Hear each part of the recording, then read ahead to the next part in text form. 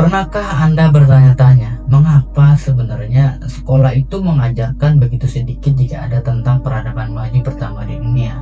Terutama ketika memperkenalkan begitu banyak hal masih kita gunakan saat ini. Mengapa pula ada misteri di sekitar Sumeria yang berada di Mesopotamia, di tempat yang sekarang menjadi Irak modern? Nah, setelah semua ini, inilah beberapa dari apa yang mereka berikan kepada kita. Seperti kalender modern berdasarkan siklus bulan, sistem perhitungan yang digunakan untuk geometri dan mengukur waktu, roda, bajak, sistem irigasi seperti tanggul dan kanal, perahu layar. Mereka bahkan berbicara bahasa pertama yang diketahui. Dan yang paling penting, mereka meninggalkan bukti tulisan pertama yang tercatat. Itu banyak kontribusi cerdas untuk hal kemanusiaan. Jadi mengapa sih kita tidak berbicara lebih banyak tuh tentang peradaban yang jelas-jelas maju dan berpengaruh ini? Nah, hubungan titik-titiknya, dan kita akan menemukan mengapa kelalaian itu bisa disengaja. Sumeria akurat dalam menciptakan banyak sistem canggih, namun kita mengabaikan sejarah dunia ataupun sejarah manusia mereka sebagai mitologi belaka. Dan mengapa demikian? Nah, jika kita memberikan kredibilitas yang sama pada sejarah tertulis, mereka seperti yang kita berikan pada penemuan-penemuan mereka, kita akan mengajarkan versi yang sama, sekali berbeda dari asal-usul kita. Dan kita akan berpikir lebih banyak tentang apa yang mungkin terjadi di masa depan kita. Jadi, biarkan para arkeolog terus memperdebatkan sejarah dan evolusi manusia.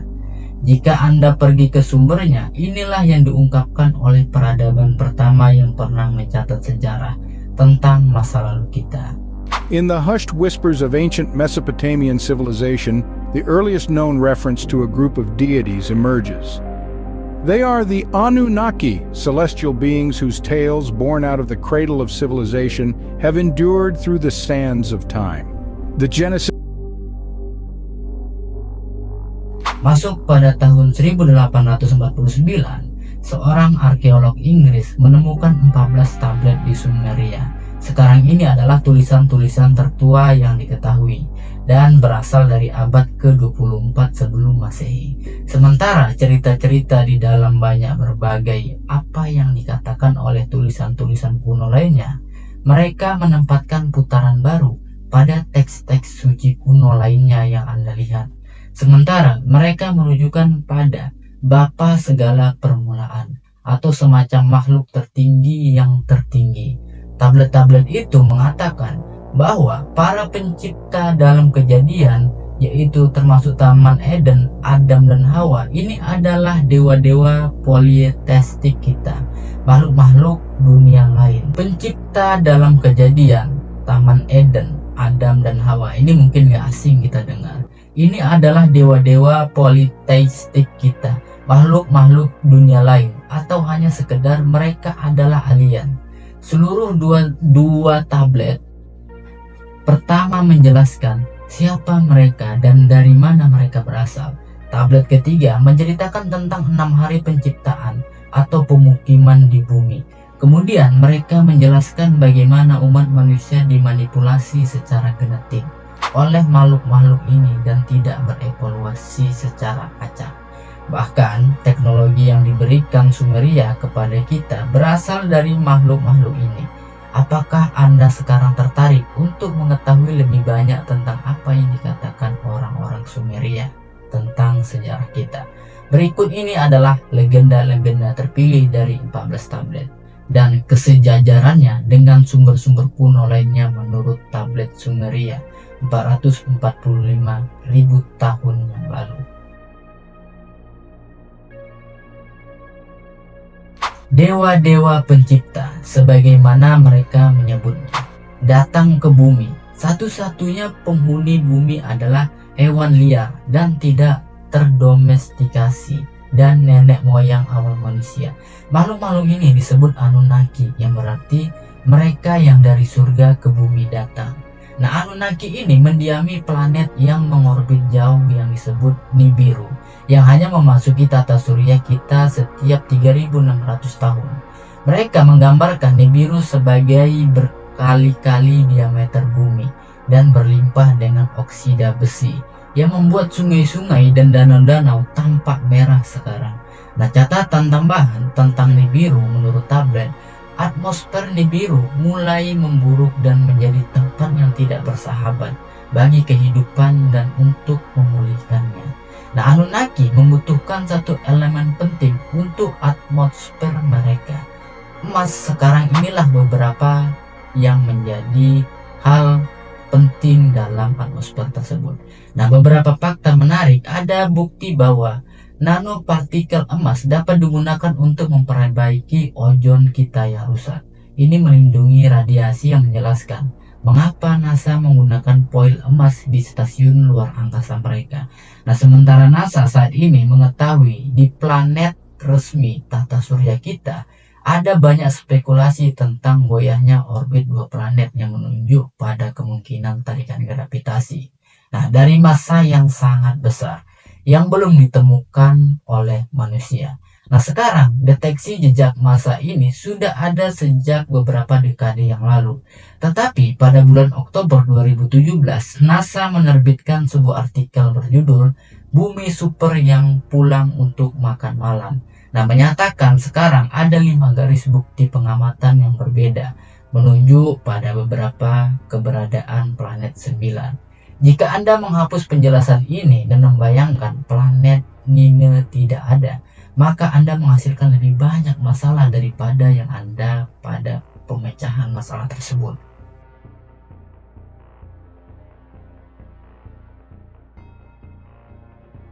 Jelas ada potensi planet lain yang belum ditemukan di tata surya kita. Nah, sekarang ketika Anunnaki tiba, mereka mampu menjalani kehidupan yang berlangsung selama ratusan ribu tahun. Mereka menciptakan pemukiman pertambangan yang mereka sebut Eridu atau stasiun bumi pertama di Teluk Persia di bawah seorang pemimpin bernama Enki. Nah, tablet-tablet tersebut menyampaikan setelah kerajaan turun dari surga, kerajaan itu berada di Eridu. Para pengunjung ini tidak sendirian. Mereka membawa ras luar angkasa lain bersama mereka. Nah, mereka disebut Igigi dan mereka bekerja sebagai budak. Mereka Igigi dianggap lebih rendah. Mereka melayani Anunnaki dengan menambang emas. Nah, ketika peradaban tumbuh, Igigi mengalami kerja paksa yang menghancurkan dan kisah-kisah ini konsisten dengan tablet-tablet Babilonia dari abad ke-18 sebelum Masehi. Nah, ketika para dewa seperti manusia menanggung tenaga kerja, membawa beban para dewa sangat-sangat besar, kerja keras yang menyedihkan, kesulitan yang berlebihan, Anunnaki yang agung membuat Igigi melakukan pekerjaan yang sangat berat. Setelah berabad-abad, Igigi lantas memberontak. Nah, secara keliru percaya bahwa mereka dapat mengatasi para penguasa yang menindas tersebut. Nah, kekalahan mereka hampir sepenuhnya memusnahkan ras mereka, meninggalkan Anunnaki tanpa tenaga kerja. Nah, karena tidak dapat menggantikan Igigi, penguasa Nibiru atau Anu memerintahkan putranya Enki untuk merekayasa genetika ras budak baru. Nah, salah satu yang cukup cerdas untuk melakukan pekerjaan yang kompleks tersebut, tetapi masih tunduk pada Anunnaki. Nah, eksperimennya lah yang diceritakan secara terperinci dalam Atrahasis. Nah, banyak makhluk unik yang diciptakan Enki akhirnya berhasil mencapai tujuan, dan hasilnya hibrida genetik antara manusia, gua bumi, Homo erectus, dan Anunnaki sendiri. Hibrida ini kita sebut Homo sapiens. Nah, tablet-tablet itu menyebut manusia pertama sebagai Adam. Dalam bahasa Ibrani, Adamu berarti manusia. Nah, Anunnaki menempatkan Homo sapiens untuk bekerja di tambang-tambang dan di tempat lain di Mesopotamia. Kata Semitic apod atau penyembahan secara harfiah berarti bekerja untuk, oleh karena itu manusia purba tidak punya pilihan selain menyembah dewa-dewa mereka. Nah, menurut Pictrocap dan teks-teks Anunnaki, ini yang kita tahu hidup berabad-abad adalah raksasa dibandingkan dengan Homo Homo sapiens. Nah sekarang karena tujuan utama mereka dalam hidup adalah untuk melayani Anunnaki, nah Homo sapiens ini sebagai imbalannya dididik dalam keterampilan sosial. Nah urusan akademis dan teknologi semua ini sangat jelas dalam tablet. Nah budak-budak manusia baru itu ya langsung disterilkan. Tetapi karena permintaan akan tenaga kerja yang semakin meningkat, mereka direkayasa ulang. Nah, sehingga mereka dapat bereproduksi. Nah, hal inilah kemudian menyebabkan kelebihan populasi. Sehingga kemudian banyak manusia yang diusir dari keamanan kota mereka. Memunculkan kisah Taman Eden dan kisah pembuangan dari surga karena beranak pinak. Nah, ketika manusia berevolusi menjadi lebih cerdas, beberapa pemimpin Anunnaki berkembang biak dengan manusia-manusia ini. Anak-anak yang dihasilkan dari persatuan terlarang antar ras ini disebut Nephilim atau raksasa-raksasa zaman dahulu. Nah, tablet-tablet juga mengatakan bahwa praktik-praktik ini membuat Enlil marah. Nah, pemimpin Anunnaki pada masa itu yang juga merupakan saudara laki-laki Enki, Enlil ingin memastikan tidak ada manusia yang akan naik ke tampuk kekuasaan dan berpotensi menguasai Nibiru. Nah tentu saja perkawinan silang meningkatkan risiko itu. Tapi itu di luar kendalinya populasi manusia yang terus meningkat selama ribuan tahun berikutnya. Hanya untuk bertemu dengan rencana pengendalian populasi yang dimiliki alam semesta. Nah, salah satu dari siklus 3.600 tahun yang lalu. Orbit Nibiru menciptakan malapetaka di matahari dan di bumi. Nibiru juga disebut sang penghancur di Kolbrin, yang merupakan Injil kuno yang ditemukan di Skotlandia, yang dihilangkan dari teks Alkitab seperti halnya gulungan kitab Laut Mati. Ini berbunyi, ya manusia lupa akan hari-hari sang penghancur. Hanya orang bijak yang tahu kemana perginya dan bahwa ia akan kembali pada waktu yang ditentukan. Nah, sang penghancur warnanya merah dan ganas dan selalu berubah adalah penampilan yang tidak stabil. Tubuh api yang ganas meskipun mengatakan bahwa Nibiru biasanya lewat tanpa menyebabkan kerusakan. Tablet-tablet itu menggambarkan satu peristiwa bencana yang terjadi ketika Nibiru mendekati bumi. Dikatakan juga pertama-tama bintik-bintik hitam muncul di permukaan matahari. Medan magnet bumi jadi lemah, suhu naik dan lapisan es mulai mencair. Nah, peristiwa ini kita sebut air bah atau banjir besar. Juga dibaca selama berhari-hari sebelum hari bah muncul. Nah, bumi bergemuruh, mengerang seolah-olah kesakitan.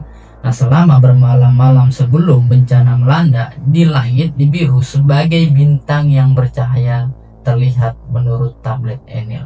Nah, melihat bencana yang akan datang sebagai kesempatan untuk membersihkan planet ini dari manusia yang dulunya dianggap tidak layak, dia kembali ke Nibiru. Tetapi banyak Anunnaki memilih untuk tinggal dan menyaksikan banjir dan kehancuran di planet ini dari perahu langit. Mereka yang mengelilingi bumi ini berbunyi, maka terjadilah kegelapan di siang hari, dan di malam hari bulan seperti ditelan oleh monster. Bumi mulai terguncang oleh suatu kekuatan yang sebelumnya tidak pernah diketahui. Bumi mulai berguncang dalam cahaya fajar. Awan hitam muncul dari cakrawala. Cahaya pagi merubah menjadi kegelapan. Kemudian suara guntur menggelegar dan kilat menerangi langit. Nah, pada hari itu, pada hari yang tak terlupakan tersebut, banjir besar dengan suara gemuruh dimulai. Nah, pada saat itu, lapisan es besar kutub selatan bertabrakan dan jatuh ke lautan.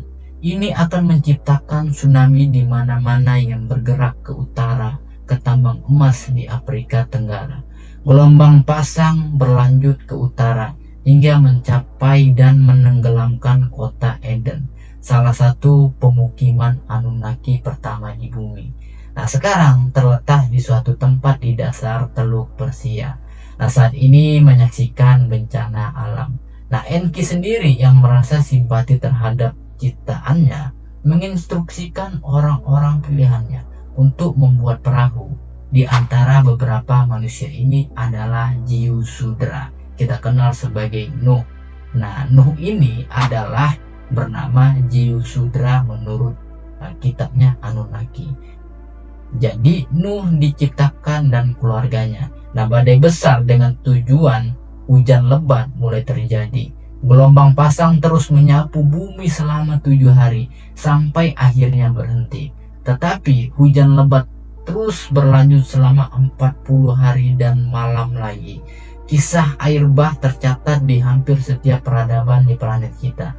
Sampai inti es yang diambil dari Greenland dan Antartika menggambarkan bahwa pada puncak zaman es terakhir, permukaan laut 425 kaki lebih rendah daripada saat ini. Dan yang paling penting lagi, ada indikasi yang jelas tentang kenaikan air laut yang cepat setelah banjir rekonstruksi Bandar Antariksa baru dimulai. Nah, piramida yang sekarang dipertanyakan jauh lebih tua dari yang semula ditentukan, dan banyak monumen kuno lainnya sebenarnya sejajar dengan bintang-bintang. Nah, ketika Anunnaki akhirnya meninggalkan dunia ataupun bumi, pengaruh mereka telah mencapai setiap sudut dunia, dari Mesopotamia ke India ke Amerika Selatan. Sebelum mereka pergi, mereka menghadiahkan peradaban Sumeria kepada manusia yang entah kenapa sangat maju pada saatnya tuh. Nah, setelah membuat semacam kemunculan tiba-tiba sebagai budaya yang matang dan sangat terorganisir yang muncul entah dari mana. Nah, kaum Anunnaki sendiri mengajarkan cara hidup mereka kepada bangsa-bangsa Sumeria dan mendirikan raja-raja yang termasuk sekarang. Disinilah ini menjadi menarik. Raja-raja akan bertindak sebagai utusan mereka di bumi dan memerintah rakyat sesuai dengan prinsip-prinsip kuno. Nah, tanpa sepengetahuan manusia, garis keturunan kerajaan dimanipulasi dengan genetis oleh Anunnaki. Nah, hal ini pada gilirannya akan menjelaskan keengganan yang kuat oleh kaum bangsawan untuk kawin antar kelas. Nah, beberapa orang berspekulasi bahwa Anunnaki telah secara menipu berhasil mengendalikan bumi melalui pembiakan selektif kaum bangsawan ini selama berabad-abad, ribuan tahun. Yang lain berspekulasi bahwa seperti yang ditunjukkan tablet di biru mungkin sekali lagi mendekati planet kita, dan kemudian Anunnaki akan kembali dan memulihkan kekuasaan atas ras budak yang mereka ciptakan. Ini akan menjelaskan kerahasiaan di sekitar sejarah Sumeria yang tercatat. Nah, bagaimanapun 3600 tahun mendekati siklus baru. Jadi ya sekarang Anda tahu apa yang diungkapkan orang dahulu tentang asal-usul kita. Mungkin Anda ingin memutuskan, sebenarnya kita ini diciptakan dari apa?